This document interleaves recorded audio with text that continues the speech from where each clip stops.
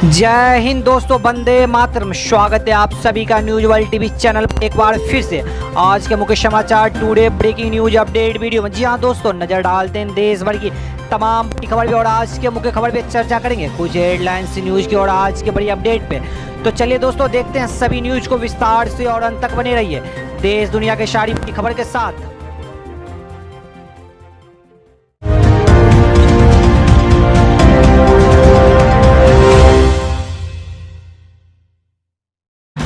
दोस्तों वहीं अगली खबर निकल के आ रही है, कोरोना वायरस से देश में फिर घटे मामले। बीते दिन मिले 1.65 लाख संक्रमित, 3,460 मौत।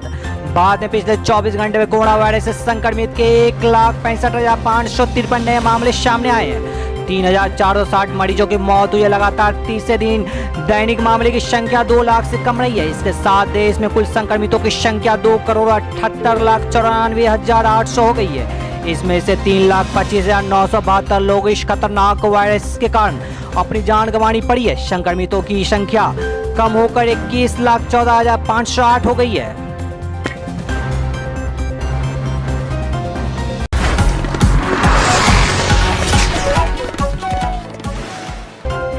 दोस्तों अगली बड़ी खबर, महाराष्ट्र और केरला सरकार ने लिया बड़ा फैसला। विदेश जाने वालों को मिलेगी वैक्सीन में प्राथमिकता। जी हां दोस्तों, देश में कोरोना वायरस महामारी के खिलाफ चलाए जा रहे मेगा वैक्सीन अभियान को गति देना तथा काम और पढ़ाई के सिलसिले में विदेशी जाने वाले लोगों की मदद के लिए महाराष्ट्र सरकार और केरला सरकार ने अनूठी पहल की है। दोनों राज्यों ने काम और पढ़ाई के लिए विदेश जाने की योजना बनाने वाले लोगों को वैक्सीन में प्राथमिकता देने का निर्णय लिया है। इसके लिए दोनों सरकार ने चिकित्सा विभाग के अधिकारियों को आवश्यक निर्देश जारी कर दिया है।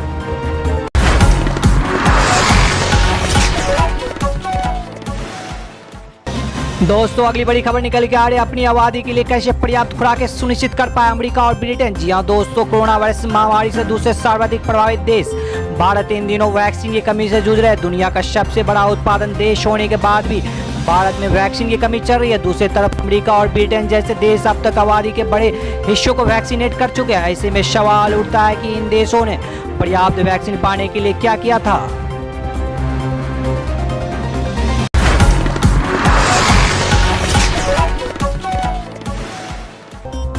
दोस्तों अगली बड़ी खबर निकल के आ रही है, केंद्र सरकार ने लिया बड़ा फैसला। कोरोना महामारी में अनाथ हुए बच्चों को पीएम केयर्स फंड से मिलेगा 10 लाख की सहायता। जी हां दोस्तों, देश में चल रही कोरोना वायरस महामारी की दूसरी लहर ने सैकड़ों बच्चों का अनाथ कर दिया है। इसको लेकर अब केंद्र सरकार उनकी मदद के लिए आगे आई है। सरकार ने अनाथ हुए बच्चों के लिए पीएम केयर्स फंड के जरिए पीएम केयर्स फॉर चिल्ड्रन योजना संचालित करने का निर्णय लिया। इसमें अनाथ हुए बच्चों को 18 साल की उम्र में मासिक स्टाइपेंड और 23 साल की उम्र में पीएम केयर्स फंड से 10 लाख रुपए भुगतान किया जाएगा।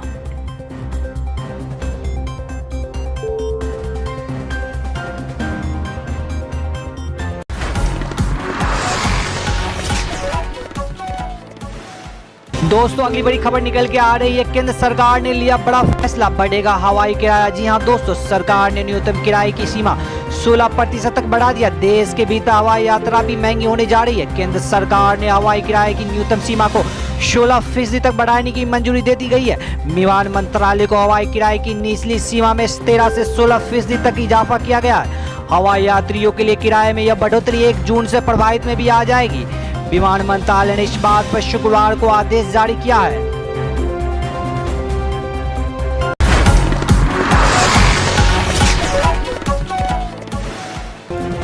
दोस्तों अगली बड़ी खबर निकल के आ रही है, पश्चिम बंगाल हिंसा पर जांच समिति ने सौंपी रिपोर्ट। कहा महिलाओं के खिलाफ हुआ जघन्य अपराध। जी हां दोस्तों, पश्चिम बंगाल विधानसभा चुनाव के परिणाम आने के बाद की हिंसा की जांच के लिए केंद्र सरकार द्वारा गठित 4 सदस्य समिति ने शनिवार को अपनी रिपोर्ट गृह राज्य मंत्री श्री जी किशन रेड्डी को सौंप दी है। इसमें समिति ने कहा है कि पश्चिम बंगाल चुनाव के परिणाम आने के बाद महिला के खिलाफ जघन्य अपराध हुई है। इसके अलावा कई लोगों की हत्या भी हुई है। इस मामले में केंद्र ने राज्य सरकार से भी रिपोर्ट मांगी थी।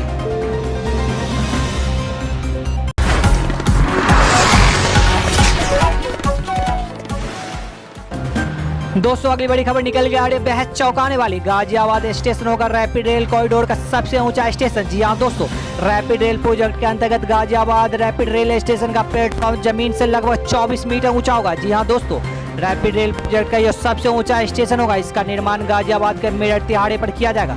मौजूदा दिल्ली मेट्रो स्टेशन और गाजियाबाद के बस अड्डे के साथ जुड़ा जाएगा। गाजियाबाद रैपिड रेल स्टेशन की संरचना की वास्तविक रूपरेखा एनसीआरटीसी ने भी तैयारी की है। इस कारण इसकी ऊंचाई अधिक होगी।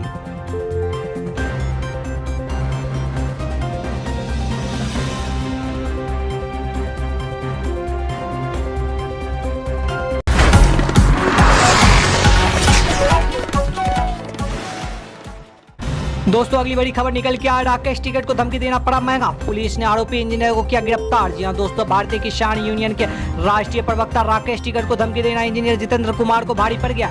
मुजफ्फरपुर निवासी भाकियू के एक कार्यकर्ता की तहरीर पर कौशाम्बी पुलिस ने रिपोर्ट दर्ज कर आरोपी इंजीनियर जितेंद्र कुमार को गिरफ्तार कर लिया। जी हाँ दोस्तों, पुलिस ने घटना में पड़ी तो मोबाइल भी बरामद कर लिया। बता दें कि मुजफ्फरपुर कोतवाली के रहने वाले प्रज्वल त्यागी और मन्नू त्यागी भाकियू के कार्यकर्ता है।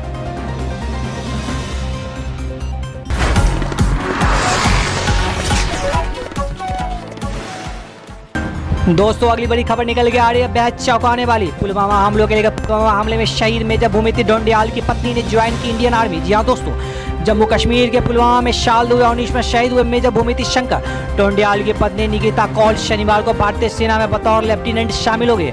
सेना के वर्दी पहनकर निकिता कौल ने अपने पति के सपनों को साकार किया। उन्होंने सच्ची श्रद्धांजलि दी है। जब मेजर का अंतिम संस्कार किया गया था, उनके पार्थिव शरीर के सामने निकिता ने उनके लिए एक मैसेज भी दिया है।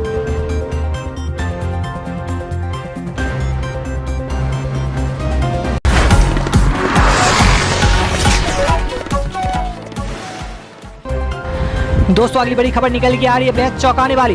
पालघर में समुद्र में चट्टान से टकराकर 85,000 लीटर डीजल से बड़ा जहाज। महाराष्ट्र के पालघर में तूफान टॉकेट की वजह से एक जहाज समुद्र में चट्टान से टकराकर फंसा हुआ। जी हां दोस्तों, जहाज से तेल का रिसाव जारी है। इससे समुद्री जनजीवन खतरे में है। जहाज में 80,000 लीटर डीजल भरा हुआ जहाज अलीबाग से निकला था, लेकिन टॉकेट के चपेट में आकर पत्थर से टकरा गया। पालघर का वाटराई में समुद्री इलाका पथरीली है, जिसके चलते जहाजों की परेशानी आती रहती है।